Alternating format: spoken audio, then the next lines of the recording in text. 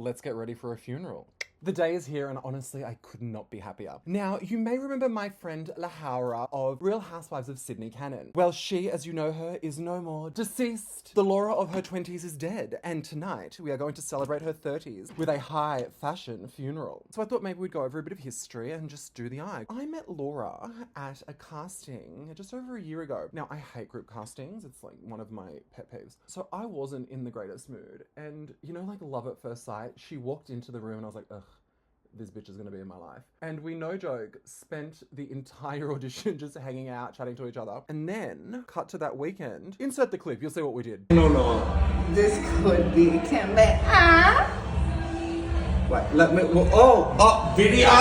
I'm Oh my god. She's homophobic. We just want to photo.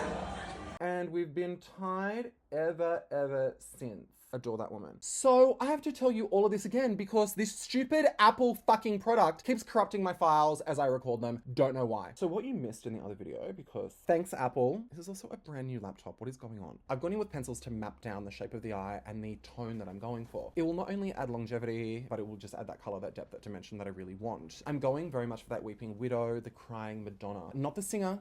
No. I wanted it to be very structured, very Catholic looking. And Catholicism loves rich tones, very stark extremes. I love Catholic imagery. So the fun thing is, high fashion funeral, what a fantastic theme. But it gets even better. So the second I heard about it, I said to Laura, I am going as your widow. And now you may know this little whore here, Monique Simone, incredible actress. Met her on set as well, actually. My Bezzy. We have a tendency to go in matching outfits and it's not planned. We are just very much cut from the same cloth. So because I'm going as the widow, she is going as the mistress, the gold digger. It's all very exciting. We've got this whole narrative going. There's a lot of storyline pieces in our costumes. It's very exciting. Now I'm going to go with powders and really add that blown out smoky effect. You know, I love me some blending. I do not care for these finger painted harsh edges. No. I don't care if it's old fashioned. Makeup is not makeup without it. Now I've not used this palette before, so I'm going in on the eye and just getting a feel for the product, getting a feel for the pigmentation. I mean, I've used this brand a lot before, so I know their products are good, but you know, with reds and stuff, they can throw, like this one's throwing very brown now, which is fine. I wanted a bit more red, but it's on now, and what you gonna do? I mean, you can see the red tones. Hopefully when I blend it out, it'll get a bit more red. It's blending out for me. What a gorgeous product. Now, I'm not going to be telling you what products I'm using, because I'm doing videos on them in the future.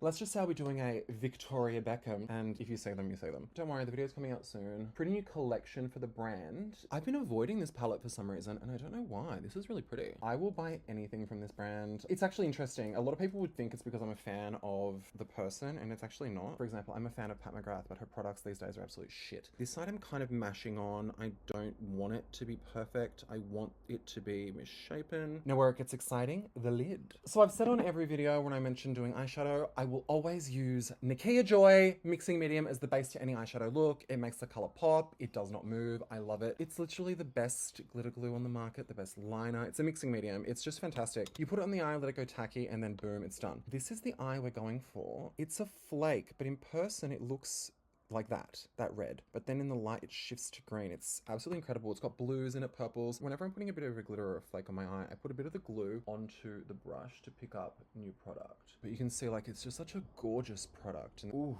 Also with this, you can go in with a little bit of tape, get a little bit of the excess stickiness off, and then just pick up the excess foil. So thanks to my laptop, none of that fucking recorded. Basically, what you want to do is you want to go in with a mascara and your water, and you want to go in and you want to etch out the shape of the tear and rotate your brush as you're bringing it down. It will deposit different thicknesses of the pigment that's in that watery shape, and then leave a teardrop at the end, as a teardrop running down your face would do.